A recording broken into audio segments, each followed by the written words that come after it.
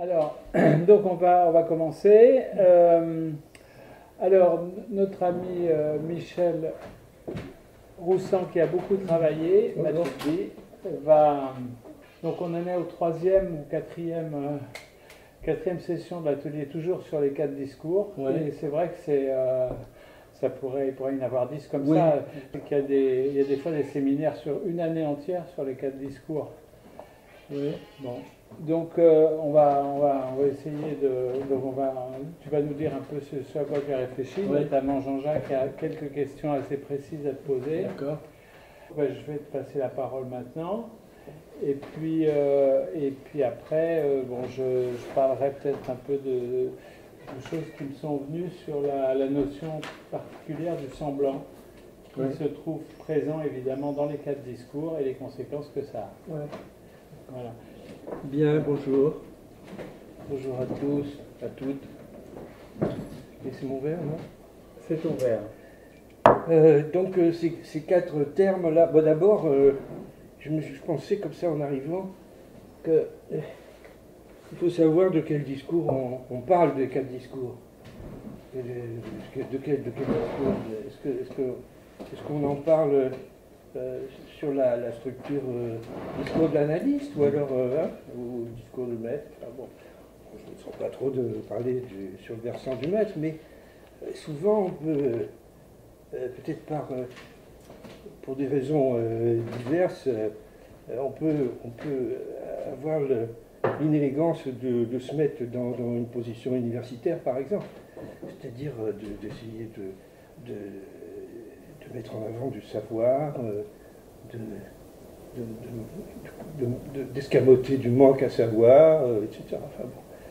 Donc, et puis il y a comme ça plusieurs questions qui sont venues. Par exemple, quand on dit de quelqu'un qui a été un peu pris comme ça à contre-pied dans ce qu'il avançait, on dit il a changé de discours, tiens. Ah oui. Il tient un autre discours. Mais c'est pas pour ça qu'il va changer de discours au sens des 4 discours. Il peut très bien continuer le même discours, mais il y a quelque chose qui peut-être la balance de la vérité, peut-être et puis peut-être le produit escompté qui n'est plus le même, ouais. Il y a ça. Toi, tu situes la différence au niveau de la vérité. Bon. Je dirais que c'est la vérité qui fait la balance. Je vous raconte comme ça très très vaguement une séance là d'aujourd'hui.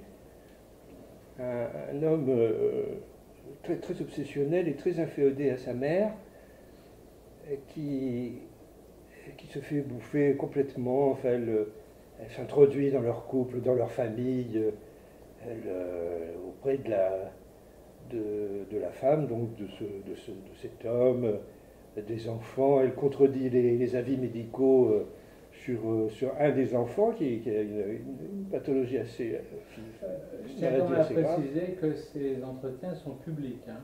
Et justement, c'est pour ça que j'en dis le moins possible. Voilà. Petit à petit, de toute façon, je ne dirai rien de plus que ce qui s'est dit pendant les séances.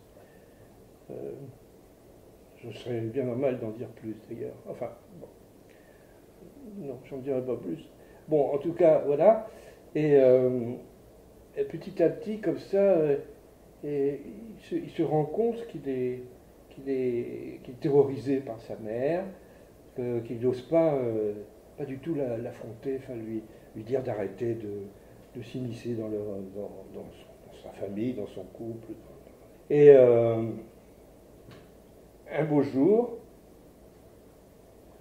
petit à petit, il se rend compte de ça, et puis il se dit qu'il devrait quand même dire quelque chose à sa mère.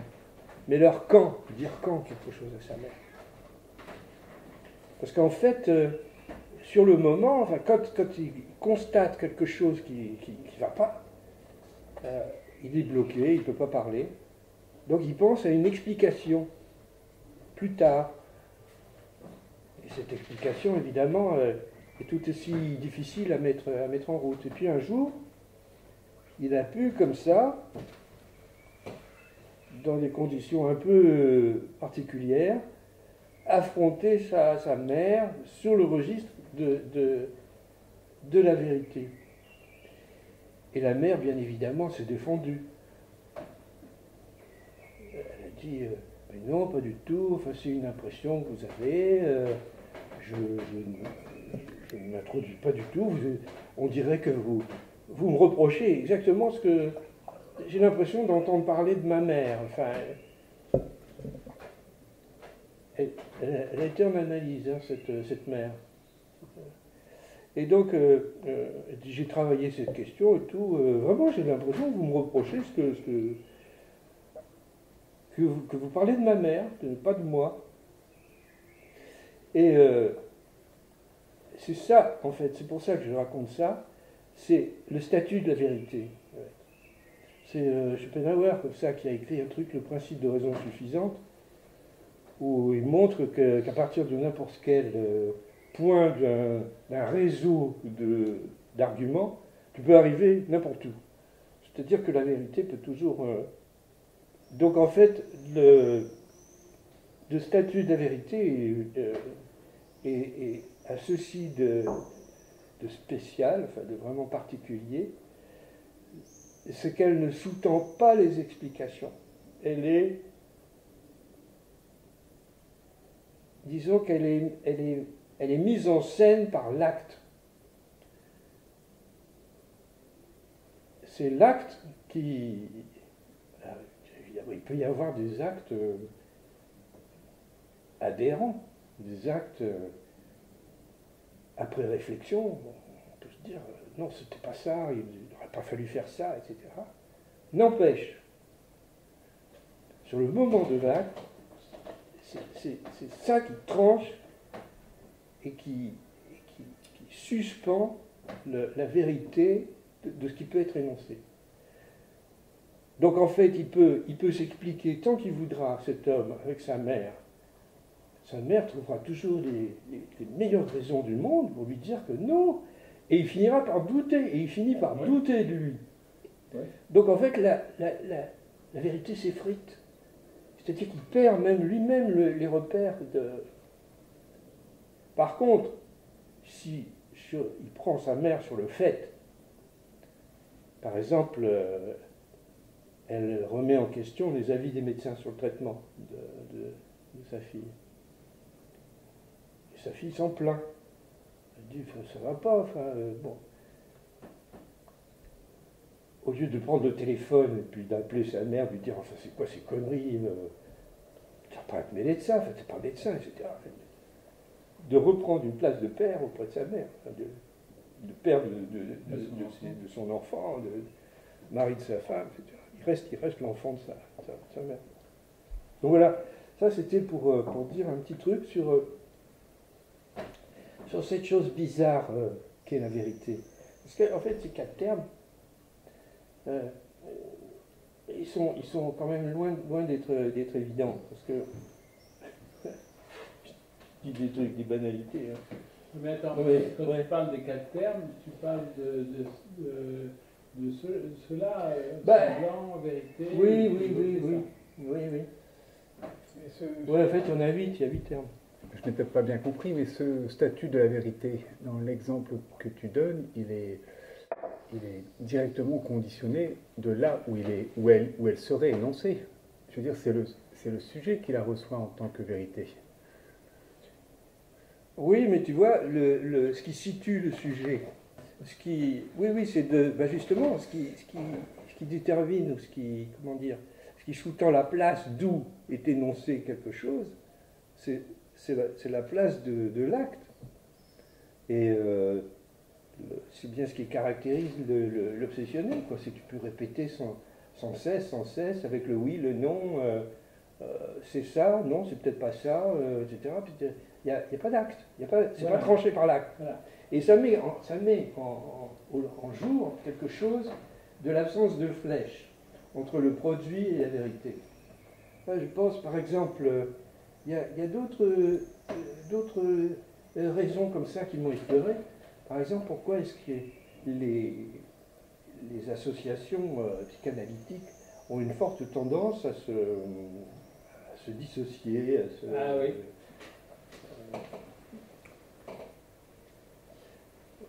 À mon avis, ça tient à cette absence de lien direct entre ce qui est produit et la vérité.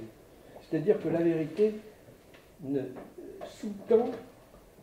Alors si on part du discours du maître, S1, S2, qui sont d'ailleurs des. Ça aussi, il faudrait revenir un peu sur ces définitions.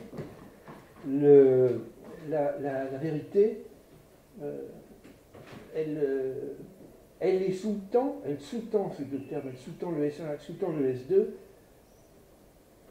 mais c'est une. Déjà il y a une image du midi dans la mesure où elle est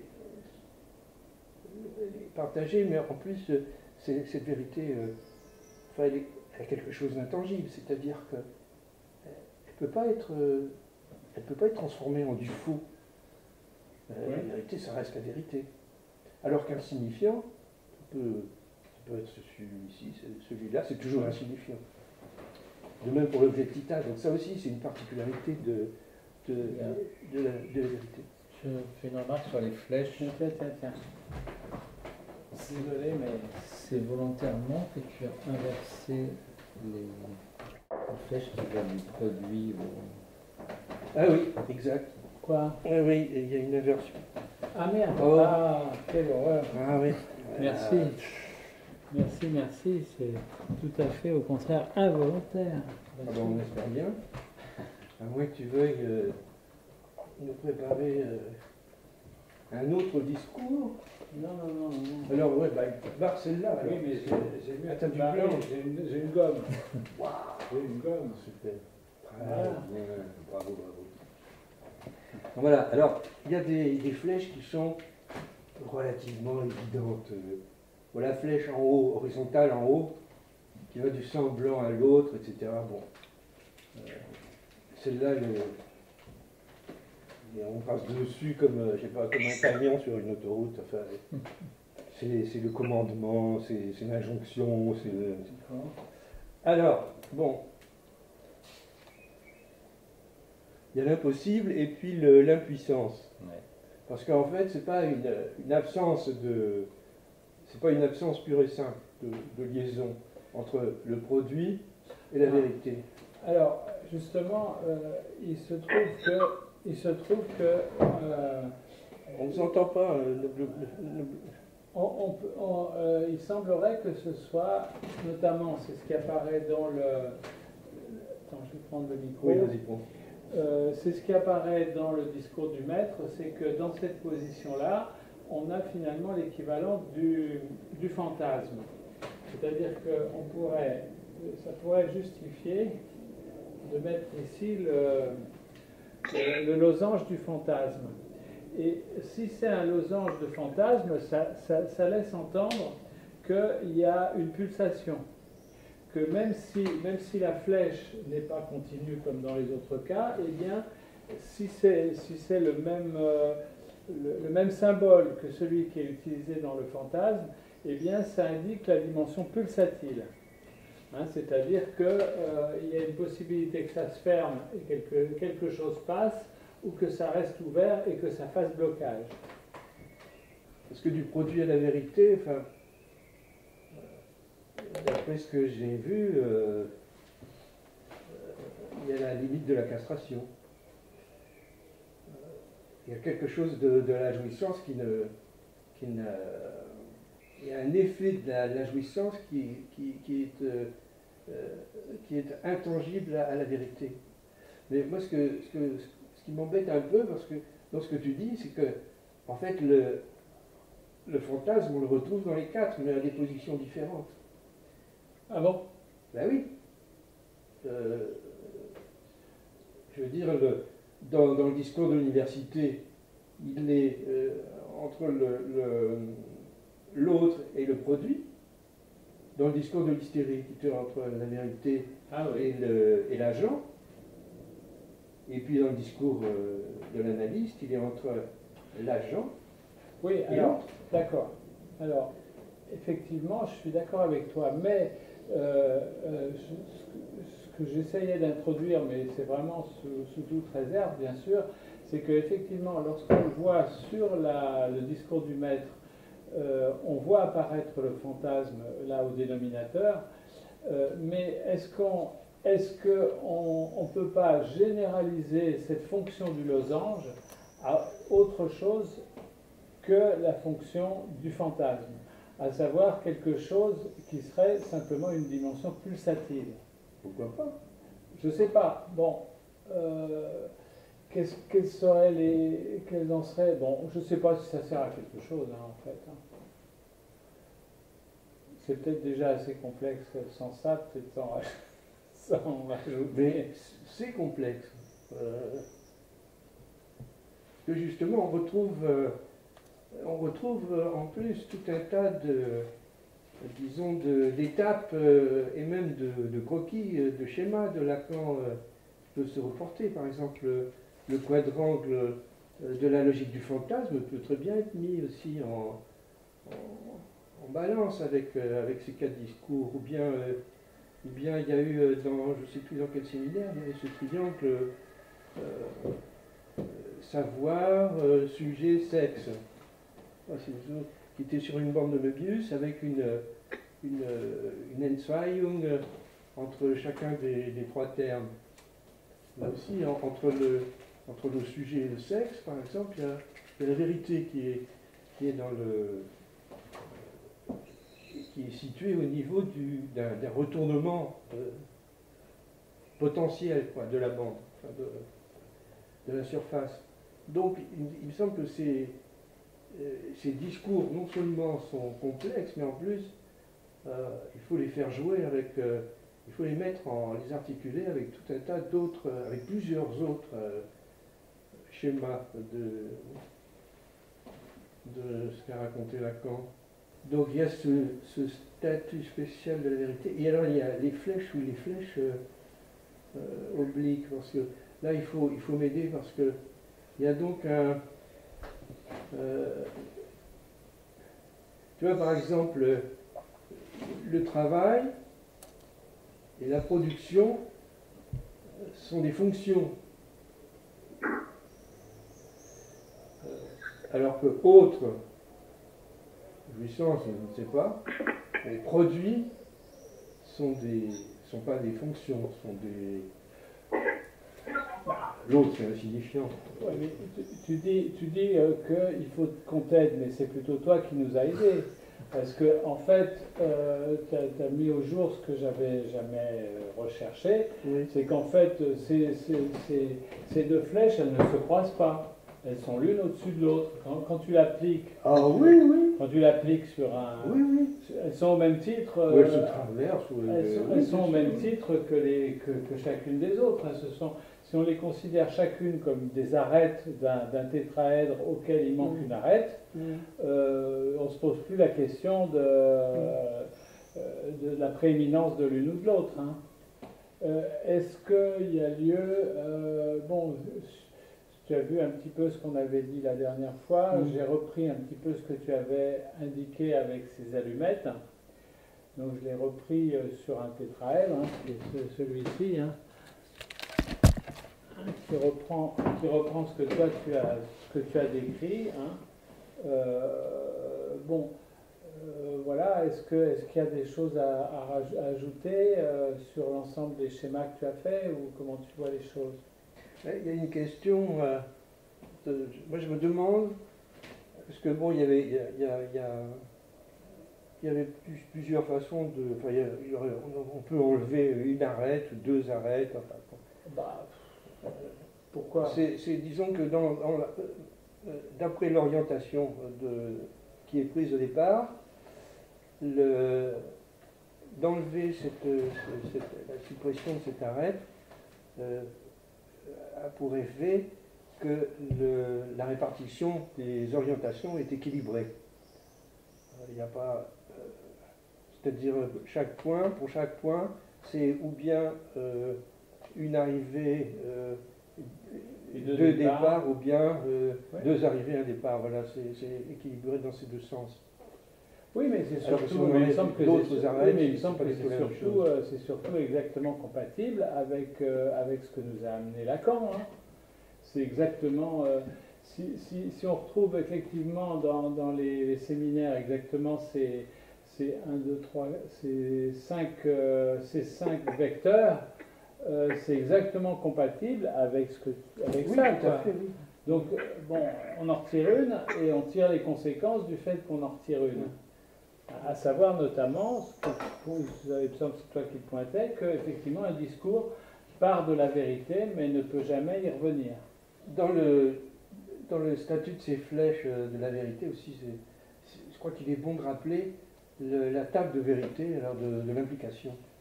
C'est-à-dire que du faux, on peut déduire du vrai ou du faux. Absolument. Donc en fait, la table de vérité de l'implication ne montre une valeur fausse que dans le cas où la vérité impliquerait quelque chose de faux. Chose de faux. Que vous dire d'autre oui, c'est ça. Il y a l'impossible dans la réponse là, de radiophonie. Le petit schéma qui est à la fin de la septième réponse, je crois. Hein. Lacan pose l'impossible au niveau disons, de l'action de l'agent sur l'autre ou du semblant. Si le semblant, il faudrait pas oublier que c'est pas du faux semblant. C'est-à-dire que c'est pas une dimension imaginaire, le semblant. Le semblant, c'est le signifiant, en fait.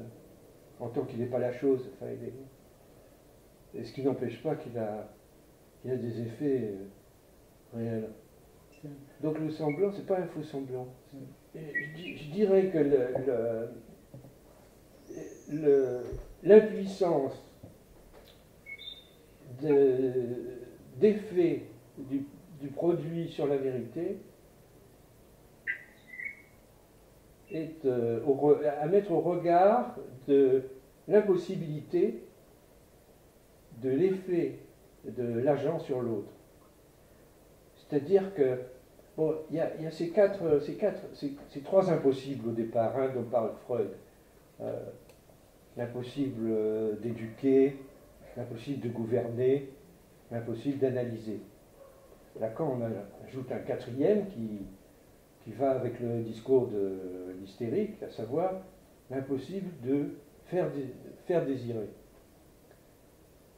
Alors on peut toujours commander, on peut toujours éduquer, on peut toujours, etc. On peut toujours exercer cette fonction. Mais on peut toujours exercer la fonction d'analyste, après tout. Mais c'est au niveau de... parce que voilà, il y a aussi, c'est quand même le fait que Lacan annonce ces quatre discours, le discours princeps, c'est le discours du maître. Et en plus, il a cette, disons, cette fonction un peu d'écran, enfin d'épouvantail, d'être complètement, de montrer, d'être dédié à la fois à la subjectivation, à la production de l'objectita, etc. Enfin, à la formule princeps aussi bien du signifiant que du sujet, enfin, les quatre définitions. On a la définition de l'essai, etc. Donc tout ça c'est dans le discours du maître. C'est à la fois annoncé comme le premier par Lacan, et en même temps, quelque part, c'est le premier. Et il y a quelque chose je trouve, de très trompeur, c'est que après, on a tendance à faire une sorte d'historiographie, enfin je veux dire, oui, avant, il y avait les maîtres, Et puis après, avec le gouvernement des maîtres, et puis après avec les universités, tout ça. Enfin, bon. Alors il y a par exemple Clavreul, dans un article, j'ai envoyé en mail, oh c'est joli, j'ai envoyé en mail une petite bibliographie, il y a plusieurs articles comme ça, intéressants, divers titres. Et par exemple, il y a un article de Clavreul qui montre bien le glissement du discours du maître au discours universitaire dans le sens du dogmatisme. Le dogmatisme de ce qui s'est appelé communisme à une époque, enfin bon, c'est-à-dire quand la bureaucratie, quoi. Quand le pouvoir de l'un. Et puis Catlino, lui, il dirait qu'il y a plutôt un retour au discours du maître, qu'une révolution, que toute révolution fait retour sur le discours du maître. Alors, bon, il y a deux positions, quoi. Il dit que la révolution de 1789, bon, ça a abouti à la terreur, oui, et à Napoléon, ce qui est un raccourci un peu juste quand même. Après, effectivement, il y a eu des exemples. Bon, il parle de Trotsky, bon, qui a quand même assassiné les Makhno et puis Kronstadt, enfin bon, tout ça. Mais est-ce que c'était des maîtres? Ça reste en question.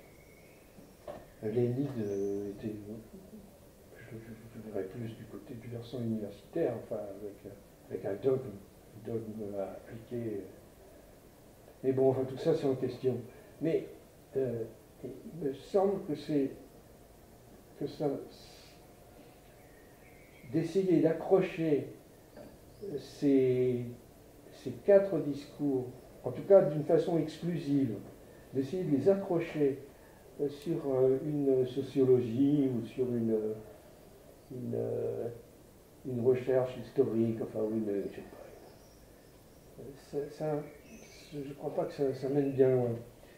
Donc voilà, le discours du maître qui pose, qui fait la thèse aussi de ce que c'est que le par-l'être. Il est où l'être, là, d'ailleurs, là-dedans? Est-ce qu'il est au niveau du titan, dans le discours du maître? Est-ce qu'il est en bas? C'est plutôt le manque à être. Oui, c'est toujours un peu questionnant de ramener l'être dans ces discours. Hein. Oui. Ça fait tirer vers une ontologie qui fausse un peu la structure des discours, quand même. Oui. Là, par exemple, la jouissance. Dans le discours capitaliste, il y a une récupération de la jouissance sur le sujet. Elle n'est pas barrée. C'est tous les objets de titan du commerce, quoi. Enfin, qui sont mis en avant pour qu'on jouisse à l'infini, quoi, de plus d'objets possibles, quoi. Donc toute la question, c'est de passer de ce discours princeps, tout en se demandant d'où on en parle, évidemment. Dans l'idéal, on en parle évidemment moi, en tout cas, je me sentirais plus, pour en parler, je me sentirais plus comme un petit tas, quoi. C'est-à-dire vraiment un petit tas. Hein. Petit tas. Mais bon, à part ça, après d'essayer de faire circuler les valeurs différentes de chaque terme et selon le tourniquet, c'est une autre paire de manches. Moi, je pense qu'il me faudra encore une semaine pour essayer d'en parler. On peut-être que Jean-Jacques, tu peux Ouais, amener mais- les questions. Jean-Jacques avait des questions à partir de ce que tu as produit. Oui, parce que tu as proposé de définir 4 zones. Ah oui, Le réel, oui, l'inconscient, je crois l'agent et l'autre. oui, Alors ça m'embarrasse un petit peu. oui, moi aussi. Ouais, ouais. Qu'est-ce que tu peux en dire? C'est pas rien évoqué. Hein. C'est pas rien évoqué. La difficulté, je trouve, si le réel est dans la bande du Bah, haut, vas-y, prends le micro. c'est la fonction des flèches. Puisqu'effectivement, si le réel c'est l'impossible, Oui. les flèches indiquent qu'il y a un passage. Hmm. Donc voilà, c'est ça qui m'embarrasse Alors, un petit peu. oui. Il y a un passage, d'un signifiant auprès d'un autre signifiant. Là, pour reprendre la formule princesse. Mais le signifiant ne passe pas à l'autre signifiant. Ouais. À la limite, ce qui passe, c'est cette espèce de vacuole du sujet, quoi, dans sa représentance, comme ça. Le signifiant en lui-même, il ne passe pas. Alors, tout dépend comment on définit le S1 et le S2 aussi. Oui. Parce que le S1, quand même, a un grand rapport avec la jouissance et avec la chose. T'as des feutres, là? Oui. Tiens, passe-moi un feutre noir. Je vais refaire le petit schéma de fois, là. On peut le faire ici. Tu as la place? Un S1. Oui, ça ne va pas être un grand truc. Un S1. Il faut se représenter ça sur un retour, mais évidemment, qui n'est pas un retour, ça peut être aussi ça peut être sur un tore, ça peut être sur n'importe quelle surface, enfin,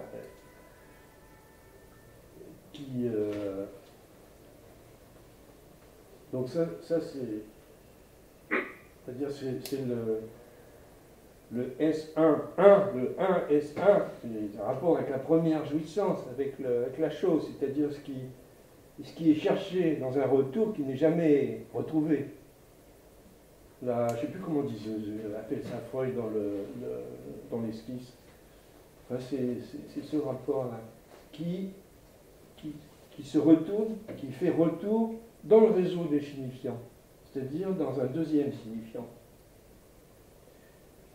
Mais ce qui se répète après, c'est toujours, comment dire, le S1 se répète, toujours aussi intangible et inconnu en tant que trait lunaire, et le S2 maintenant, dans un deuxième temps hypothétique, c'est tout ça. C'est-à-dire c'est à la fois le retour et le deuxième S2. Et donc c'est dans cette rencontre qui n'en est pas une, enfin disons dans cette apposition que le sujet quelque part est représenté. Et puis aussi, évidemment, l'objet A qui chute, enfin bon, ça réfère à la division que fait Lacan là, hein, dans l'angoisse. Je m'arrête parce que je ne sais plus dans quel sens c'est, si c'est le A à gauche ou... Si, non, c'est ça. C'est comme ça, hein. C'est ça, ouais. C'est ça. C'est le S qui est divisé par Donc l'univers on est ouvert là des du côté de la significations. jouissance mâle et là du côté de la jouissance femelle. C'est ça. Bon, ça c'est le ça, c'est la S. Et ça c'est le grand autre. Et donc dans un premier temps, on a le S est barré. Enfin, je suis pas sûr maintenant. Hein. Je suis pas sûr de ça. Enfin bref, ça illustre ce processus aussi d'une autre façon, quoi. Et donc dans un troisième temps hypothétique, après ce sera ça, il fera le deuxième S2, etc. Comme ça. Donc en fait, ce qui fait réseau, c'est pas uniquement ce qu'on peut s'imaginer d'une toile d'araignée, avec tout un tas de petits signifiants comme ça qui attendraient un peu comme un réseau neuronal, quoi. Ça n'a rien à voir, c'est pas du tout ça. Donc, le statut du S1, il a comme ça une portance sur un rapport, un report sur le grand O, sur le réseau, sur le réseau du savoir. Mais alors, la dimension de l'impossible, c'est quelque chose du réel, quoi. Vous devriez venir plutôt, hein, ce serait plus sympa. C'est vrai. C'est vrai. Maintenant, on peut sortir, c'est bon, vous pouvez venir. Vous, là, vous habitez où? Vous, là? Bah, elle est à Atlanta. Atlanta? Aux États-Unis, alors, Ah oui, ça fait un peu loin. Oui, je suis à Atlanta. Ah, C'est un peu loin, c'est un peu loin. Bon, et vous entendez bien? Est-ce que vous entendez bien? Oui. Je pense qu'il y a quelques micros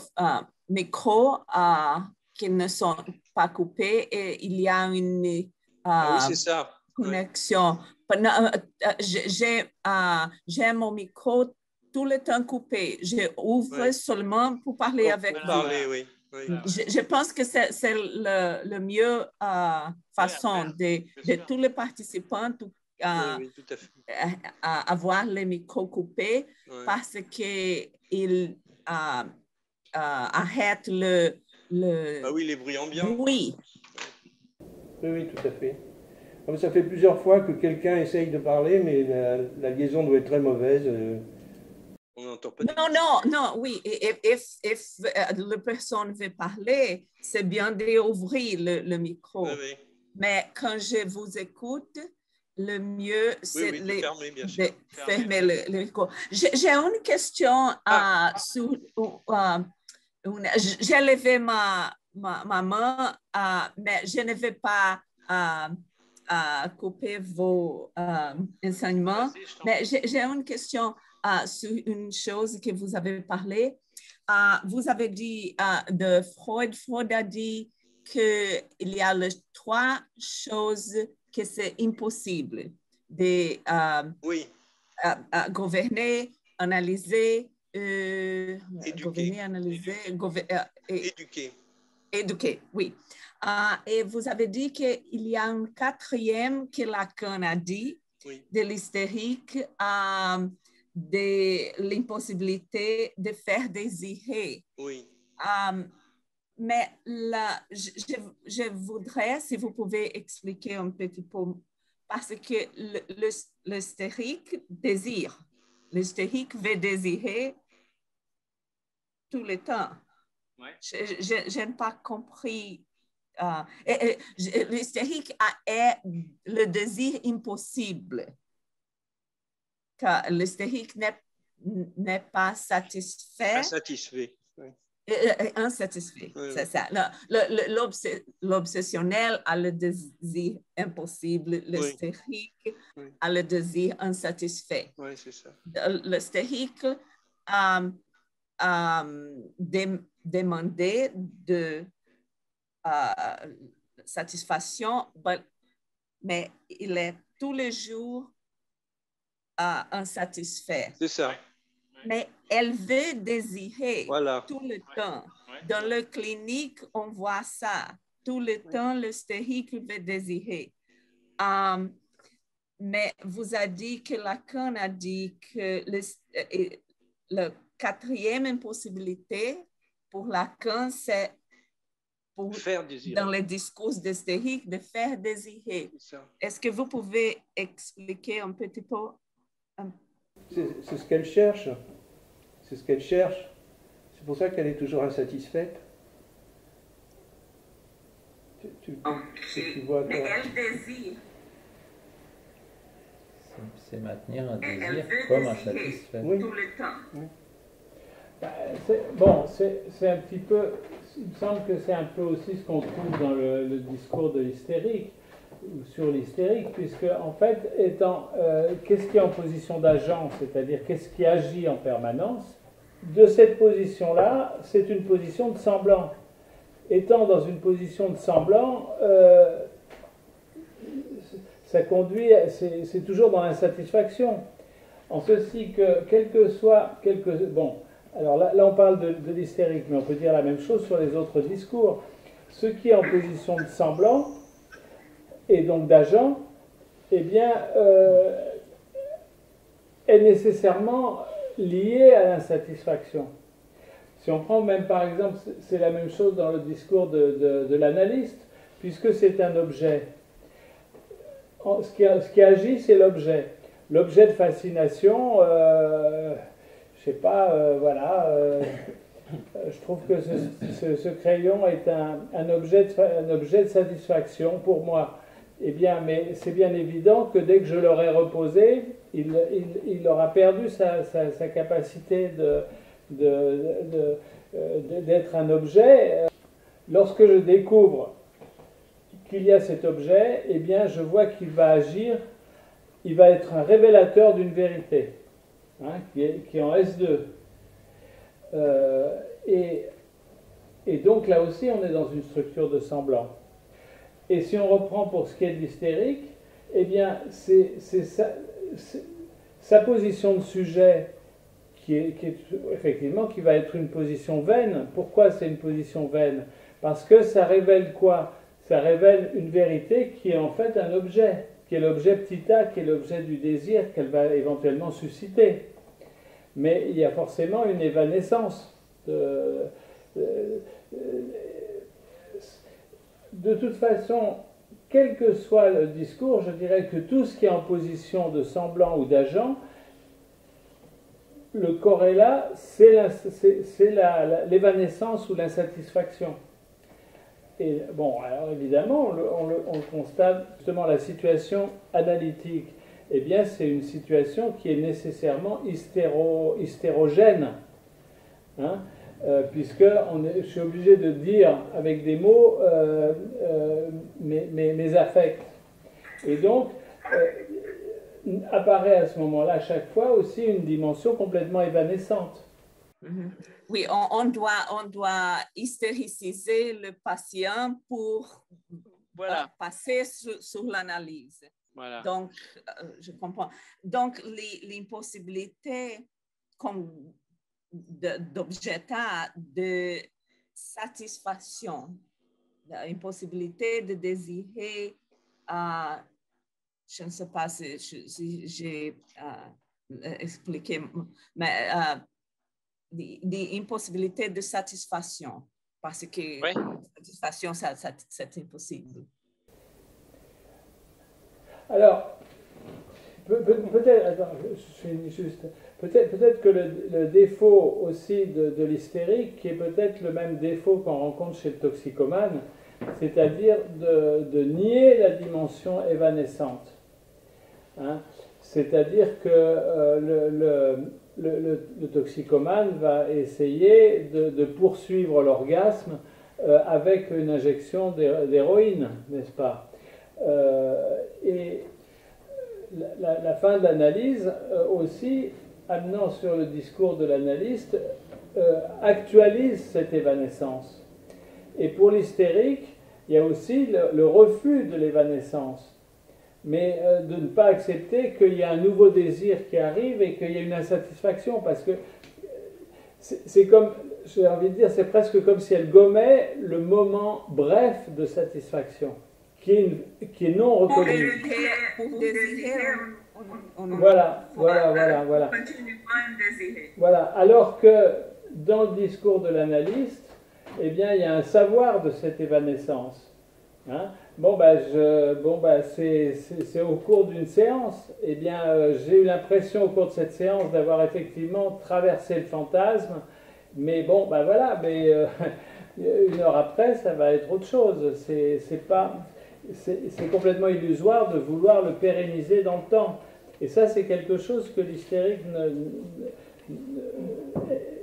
auquel l'hystérique a beaucoup de mal à entrer dans cette réalité-là, quoi. Merci, Jacques. Merci à vous.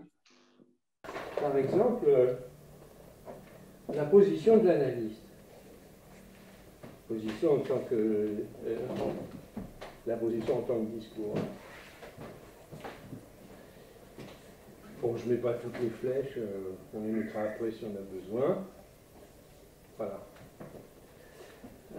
Il reçoit une hystérique, ou un hystérique. Disons, il reçoit un patient hystérique. Le patient hystérique, lui, il a le S en position d'agent. D'accord? Voilà. Donc ces deux positions discursives, c'est-à-dire pour l'analyste, l'autre, le sujet hystérique, il est là.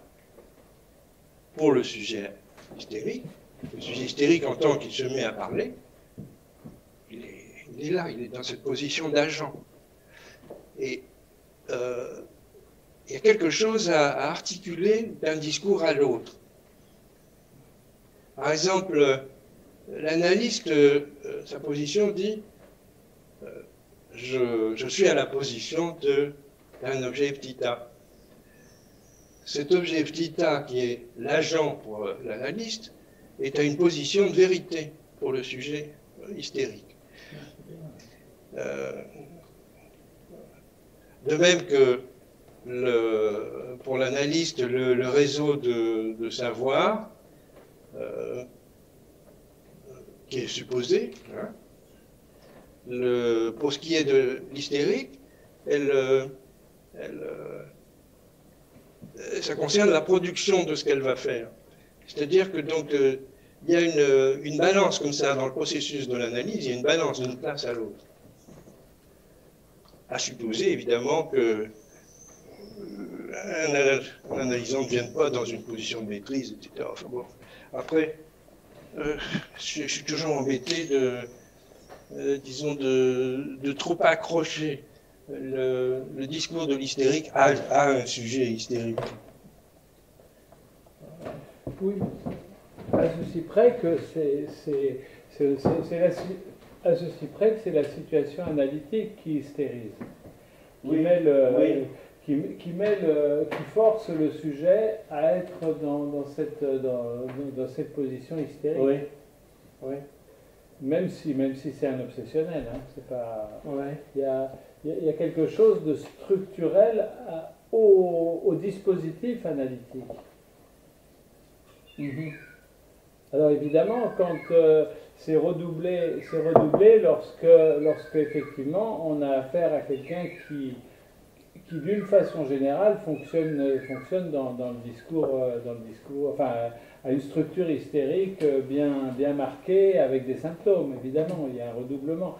Mais je dirais que quelle que soit la structure psychique de l'analysant, il est presque condamné à occuper cette place. À tenir ce discours. S'inscrire dans ce discours. Ouais. Je me rappelle toujours d'une patiente il y a extrêmement longtemps qui, étant sur le divan, je ne voyais pas son visage. Et à un moment, elle m'a dit vous savez, je pleure. Ouais. Parce qu'elle pleurait silencieusement, mais elle a été amenée même à le dire. Ouais. Ce qui est quand même une nécessité structurelle du dispositif. Oui, c'est ça. C'est un acte même. Oui, voilà. Je le fais. Jean-Jacques nous dit c'est un acte. Mais ça, c'est effectivement tout à fait intéressant de resituer les acteurs. Oui. C'est une façon de situer les acteurs dans le... et même simplement en observant ces deux schémas, je trouve qu'on y voit directement la matrice de ce qu'il en est de la frustration dans le décours de la séance. Parce qu'il y a... c'est comme si, vu du côté de l'analysant, il y a un marché de dupes, en fait. Mais bon sang, mais tu n'es pas du tout là où j'imagine que tu es. Parce que, effectivement, par contre, ce ce qu'elle dit qui paraît très important, c'est de situer les A, S1, S2, S barré, de les situer, enfin, de dire que c'est les mêmes. D'une certaine façon, tu dis, et je pense que c'est très puissant de le dire comme ça, c'est que ce sont les mêmes, les mêmes signifiants, si on peut dire. C'est pas juste de dire que c'est les mêmes signifiants, mais enfin, le S2 qui est là, c'est le S2 qui est là. C'est ça. Celui-là est supposé, celui-là est produit. Voilà. Et le S1, c'est celui-là, et là, il est là. Mais justement, ils ne sont pas aux mêmes places. Là, ouais, là c'est son symptôme hein, de l'hystérie, en fait. C'est sa vérité. Oui, sa vérité. Vérité inconsciente. Par exemple, cette flèche-là aussi, pour ce qui est du discours hystérique, c'est aussi un questionnement. L'hystérique, en tant que, je vais dire, producteur de savoir, producteur de S2, il questionne le signifiant maître. Il dit non, c'est pas ça. Donc, comment dire, il y a cette interrogation, cette mise à l'épreuve du signifiant maître dans le discours de l'hystérie, disons dans le processus d'une production de savoir, mais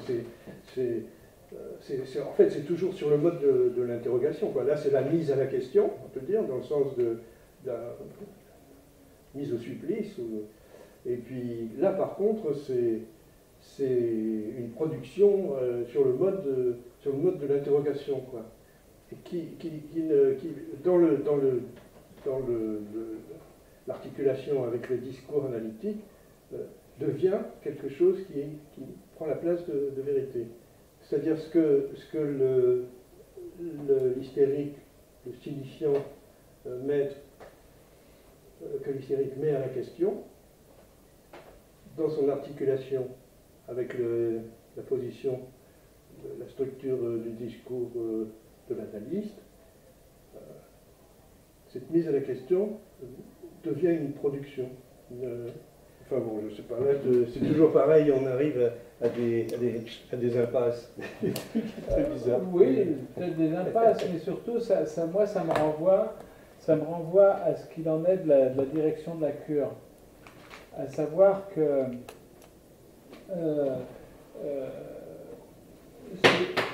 c'est surtout, enfin je me rappelle, c'est Jean-Michel Vapron qui avait très très bien développé cette notion, à savoir que entre l'analyste et l'analysant, ils vont l'un et l'autre dans la même direction, mais dans des sens opposés. C'est-à-dire que l'analysant va demander d'une certaine façon, hypnotise-moi, dis-moi, donne-moi les règles, conduis-moi, et donc va essayer de faire jouer le discours hystérique. Qu'est-ce que fait l'analyste en face de ça? Eh bien, il va aller dans la même direction, mais dans un sens complètement opposé. Et ce sens opposé, c'est la direction de la cure. Très bien, oui. N'est-ce pas? Et donc, avec la frustration, bien sûr. D'une certaine façon, l'analyste raisonne sur ce modèle-là. Cet objet que tu crois être en place de vérité, de ta vérité, mais non, c'est ton objet de désir, mon pote. C'est ton objet de désir. Et donc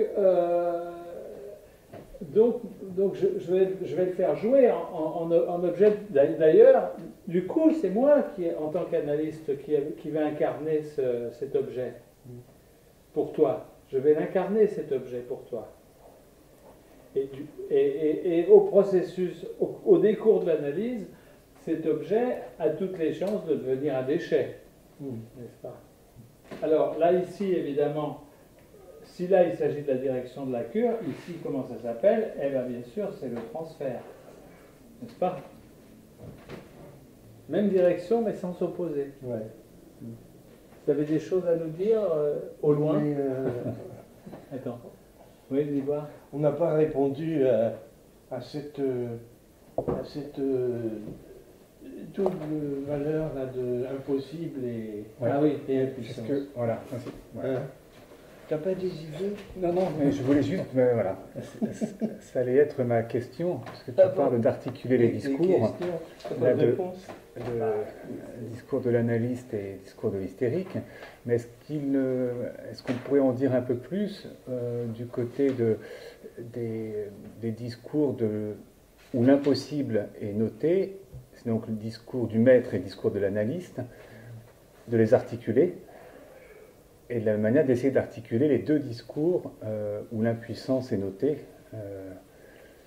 Parce que moi, donc, ce que j'avais lu, par exemple, pour le discours du maître, c'est le discours du maître écrit l'impossibilité que le signifiant rejoigne le savoir, sans se perdre comme signifiant. Et bon, et ce que j'ai lu, c'est que le discours de l'analyste, écrit la raison de cet impossible, et ça parle de l'irréductibilité du réel, c'est-à-dire qu'il est impossible que le sujet rejoigne son être de jouissance sans se perdre comme sujet, puisque c'est ce qui le constitue, lui. C'est petit a alors à ce Oui, moment-là. voilà, ça. là c'est petit a du côté du discours de l'analyste. C'est pas mal. Donc, mais voilà, comment articuler donc ces deux discours du maître et de l'analyste, d'un côté, parce que je pense que, bon, noter impuissance et impossibilité, c'est pas... Moi, j'aimerais bien l'entendre un peu plus, quoi. Là, moi aussi. Sérieux, c'est vrai. Mais c'est bien, là, ce truc. Je suis sûr qu'il a une idée. Comme vous. Ah ouais, c'est pas mal, ça. Donc peut-être qu'il y aurait une impossibilité dans le discours universitaire, hein, de l'universitaire.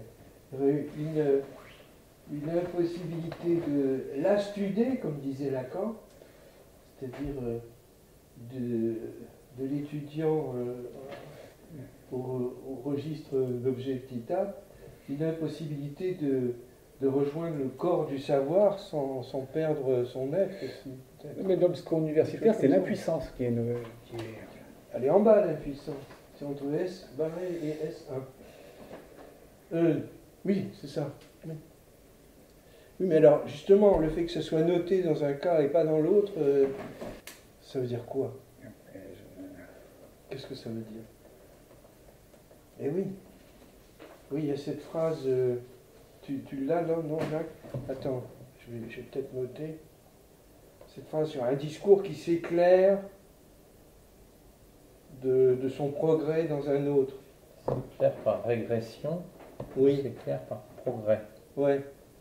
Tu l'as là? Le discours du maître, Tiens, c'est clair. Donne-lui Le discours du maître s'éclaire par régression du discours hystérique. Ah oui. Le discours universitaire s'éclaire de son progrès dans le petit a. C'est le discours de l'analyste. Répète. Le discours du maître s'éclaire par régression du discours hystérique.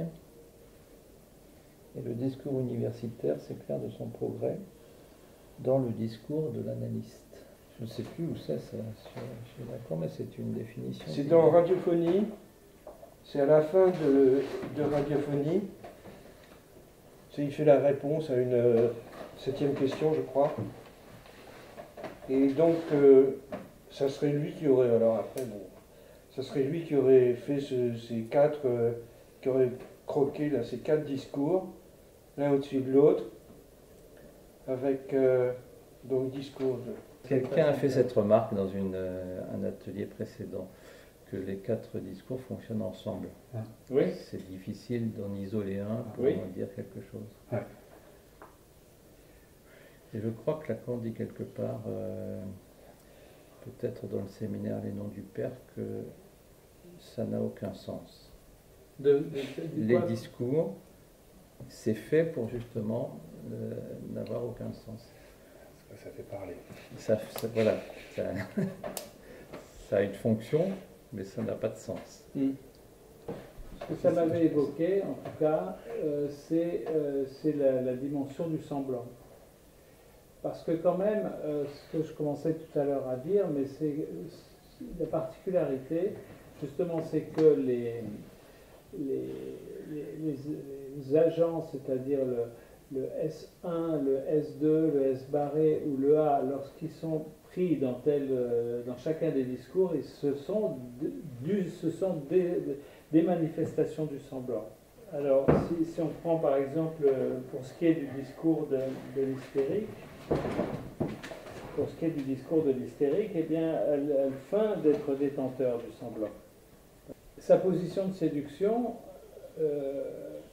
elle a une dimension relativement emphatique dans la mesure où elle manifeste, hein, on peut dire qu'elle manifeste le semblant en action, puisque ce semblant, c'est sa position de sujet, n'est-ce pas? Pour ce qui est du discours universitaire, eh bien, finalement, c'est tout le savoir qui est mis en position de semblant et qui donne tout son pouvoir à ce nouveau sujet qui peut être peut-être un docteur qui va être, auquel on va dire, ça y est, maintenant tu es docteur. Hein. Évidemment, ce qui est... Il y a une dimension de vanité avec ce semblant.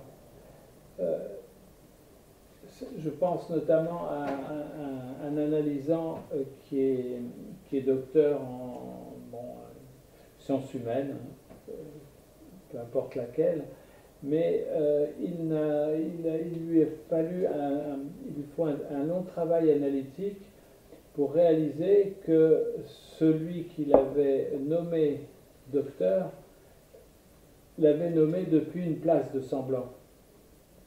C'est-à-dire que ce S2, qui était l'agent en fait qui a signé, on va dire, son doctorat,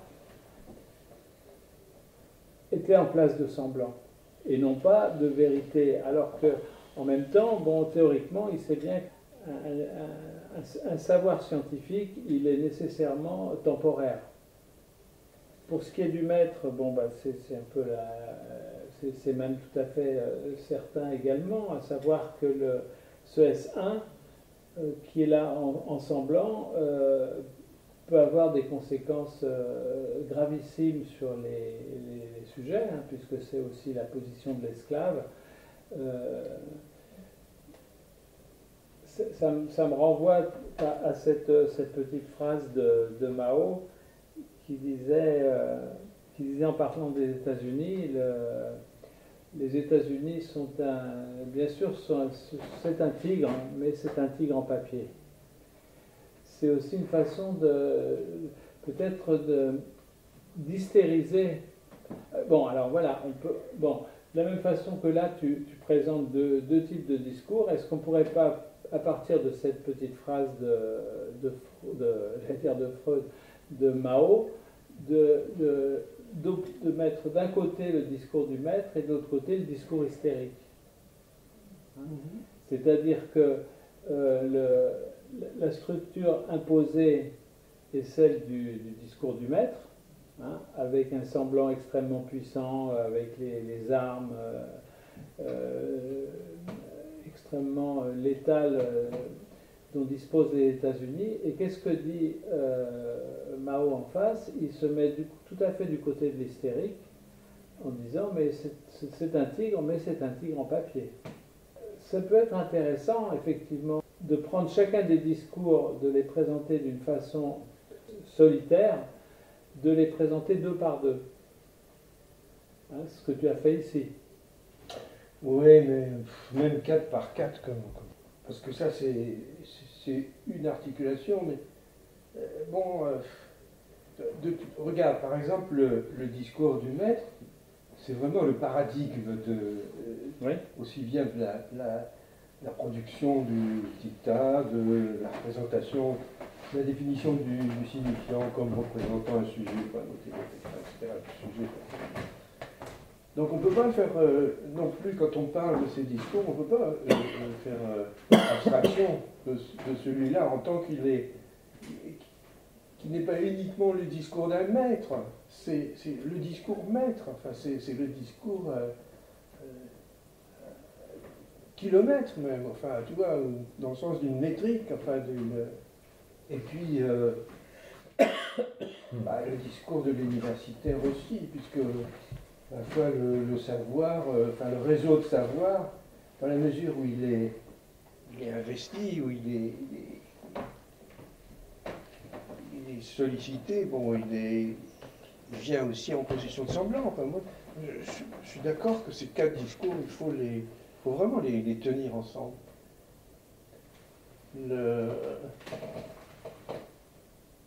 Disons ça, c'est juste une articulation, mais bon. Et pour ce qui est de... Alors ça fonde les liens sociaux. La question reste ouverte de savoir si on trouvera un jour d'autres discours. Après le capitalisme, qu'est-ce qu'il y aura? Le libéralisme, le post-machin. Mais Oui, mais qu'on les articule à 2 ou à 4, ou à 3, c'est une articulation. Oui, oui. Mais tu vois, de chercher à savoir si les États-Unis face à Mao, Mao face aux États-Unis sont dans tel ou tel discours, c'est un peu, comment dire, ça rate un peu le truc, enfin, c'est... Oui, non, c'est plus une photographie instantanée. Ouais. Quoi. Ça les fige trop dans... tu vois, c'est comme dire, bon, le discours du maître, oui, bah alors c'est du temps qu'il y avait des maîtres. Bah oui, mais Socrate était historique, enfin, bon, puis il avait aussi une fonction, une position analytique. Enfin, ça fait lien social, mais ça ne fait pas socius. Ça fait pas... il n'y a pas une société qui est fondée sur un discours. Non, bien sûr. Ça me paraît exagéré. Bien sûr. Et ce discours capitaliste, il n'en a pas dit grand-chose. Effectivement, mais ça fait parler. Ça fait parler. Ça fait dire plein de trucs vachement intéressants. Bon, là, on n'a pas repris ce que tu avais mis en avant et dont j'avais un petit peu parlé la dernière fois, parce que ça me paraît très important quand on a affaire à un graphe et quand on parcourt les vecteurs de ce graphe. Effectivement, de noter que finalement, si je prends par exemple le discours analytique, le discours de l'analyste, eh bien, ou de l'analysant, on va dire, sur la constatation de l'existence d'un objet, eh bien, le parcours du graphe, il part de la vérité. Ouais. Il part d'un certain savoir qui est refoulé derrière cet objet, parce que quand même, cette barre horizontale, c'est la barre du refoulement. Hein. Oui. Et à ce moment-là, se fait tout un parcours donc de connexion, comme tu le notais, de connexion du S2 soit vers le semblant, n'est-ce pas, soit vers la jouissance. Hein. Et ce parcours se ferme de cette façon-là.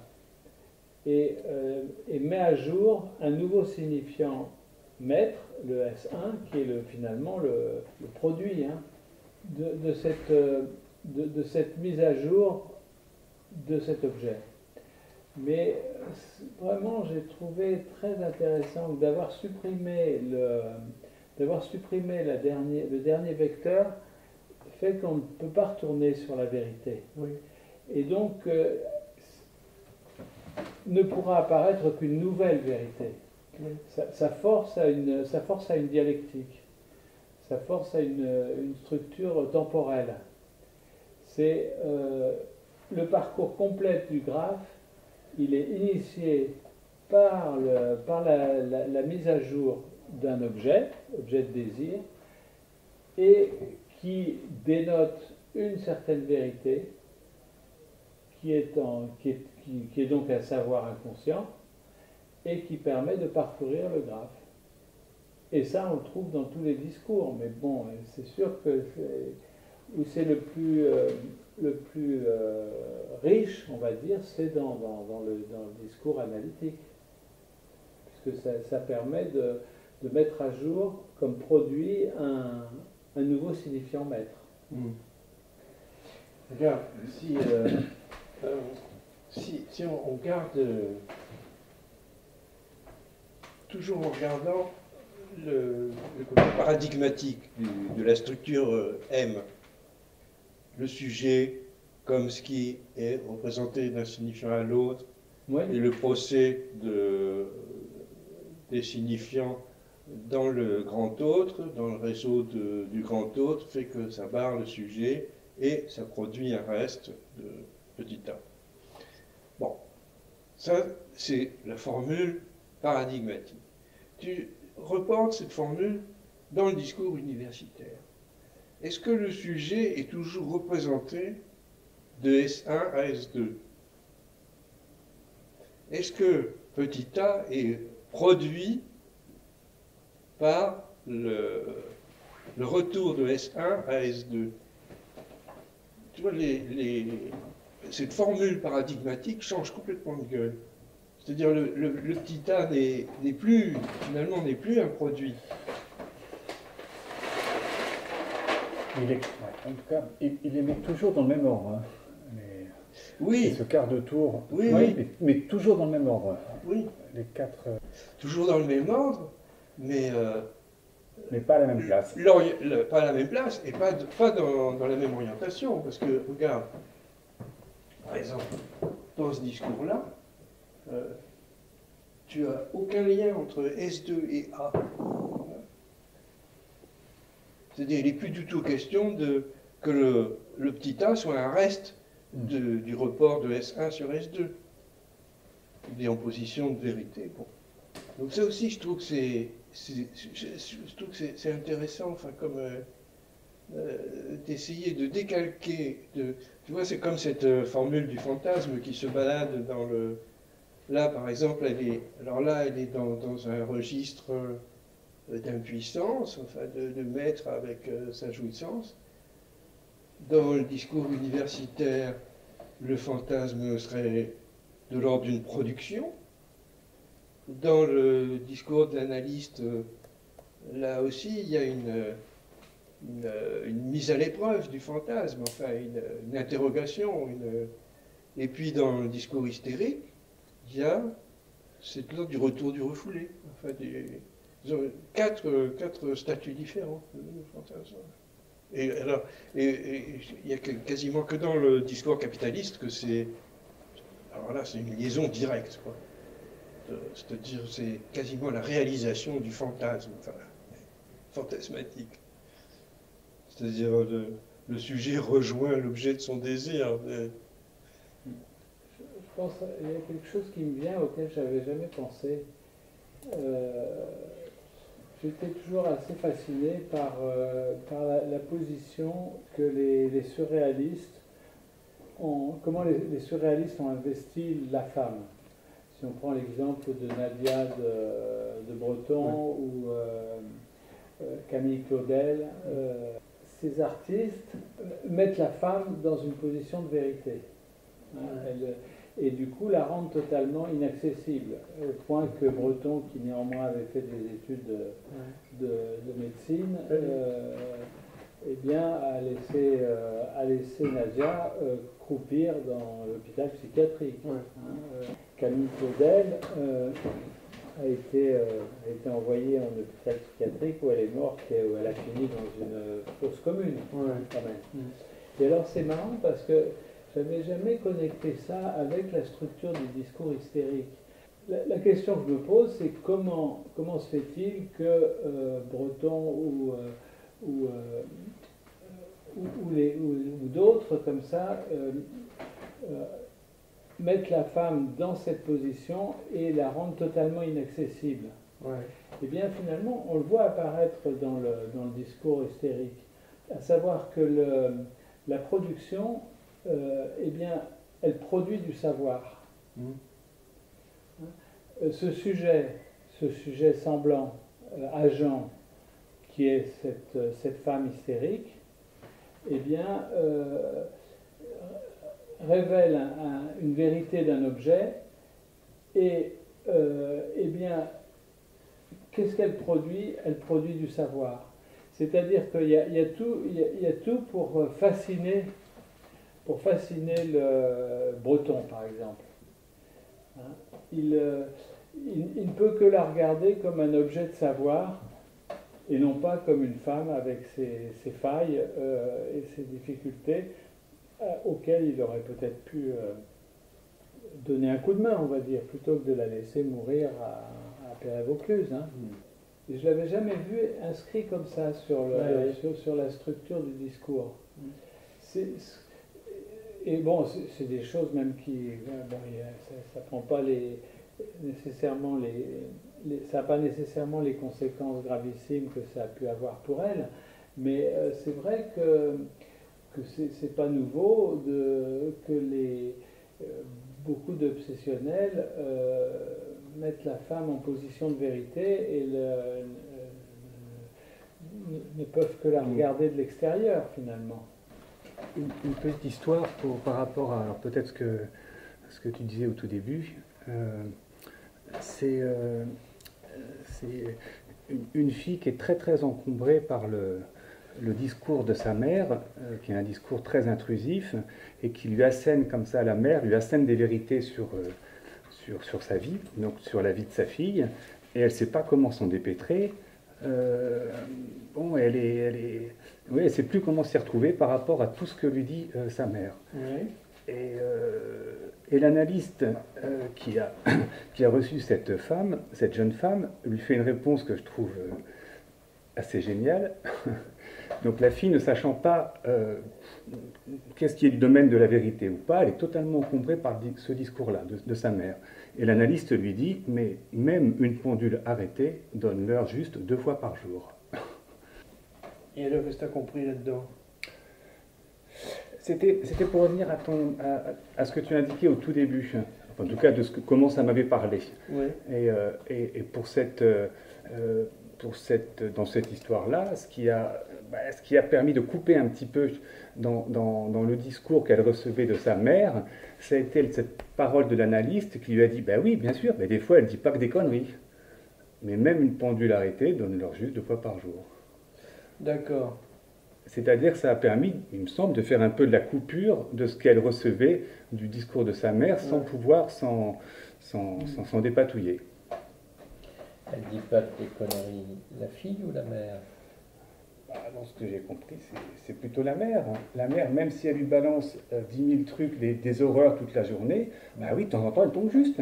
Elle vient lui pointer un truc qui est vraiment une vérité, pour le coup. Mais, bon. Donc le reste du temps, elle dit des conneries. Bah oui, moi c'est comme ça que oui. Mais... Ouais, c'est marrant comme réponse, parce que le sens échappe. Hein.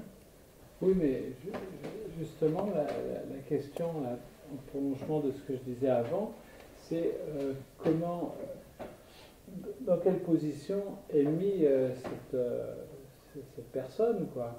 Parce que on peut effectivement dire que 2 fois par jour, elle dit juste, mais il y a toujours ce risque lorsque une hystérique est investie du pouvoir d'exprimer la vérité, peut-être tout le temps, de perdre tout sens critique pour savoir si c'est une connerie ou pas. Quand on lit donc ce livre Nadia, par exemple, c'est manifeste, quoi. Elle est en position de savoir tout le temps. Et tous les objets qu'elle manipule, tous les objets qui apparaissent depuis sa position, ont comme conséquence la production d'un savoir. Alors, ce qui est justement, et c'est là où c'est peut-être différent de la position de l'analyste, puisque lui, donc, elle peut être tout à fait fascinée par ce piédestal sur lequel elle est mise, n'est-ce pas, et d'y croire que c'est effectivement un savoir qu'elle exprime, alors que depuis la place de l'analyste, lui, sait bien que c'est un savoir supposé. C'est pas un savoir vissé dans le bronze. c'est le savoir que lui prête l'analysant. Donc la mère de cette dame, elle est dans une position de discours maître alors. C'est-à-dire la patiente, elle est un produit du savoir de la mère. Donc ça devient son symptôme. C'est-à-dire ce produit du savoir de la mère est mis en position de vérité symptomatique chez sa fille. Et il y a un glissement comme ça le sujet en position de vérité pour la mère devient le sujet semblant pour la fille. C'est vrai, c'est intéressant cette coupure que fait l'analyste de lui faire remonter l'objet theta à la position d'agent. Voilà, c'est ça. Ouais. Ouais. Ah, c'est marrant ça. Ouais, ouais. Il fait tourner le truc. À la limite, sa question, sa réponse plutôt, n'a pas de sens. Elle a juste une fonction de coupure. Il y a encore un petit crowbar. Comme ça, sur une bande de Möbius. Oui, C'est ça. 3 demi-temps. Donc là, tu as le sujet, le savoir, bon, on va dire et puis le sexe. Et puis donc, on considère ce retournement potentiel, enfin de la bande, ce qu'on peut mettre partout, mais bon, on le situer comme ça ici. Donc entre le sujet et le sexe, il y a la vérité. Entre le sexe et le savoir, il y a le sens. Et entre le sujet et le savoir, il y a la répétition. Et donc, ce que représente ce retournement-là,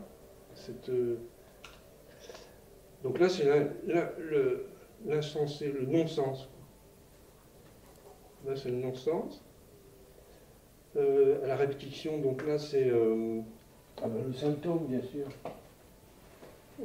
Ici, la répétition entre le sujet et le symptôme, qu'on retrouve quand même ici, hein.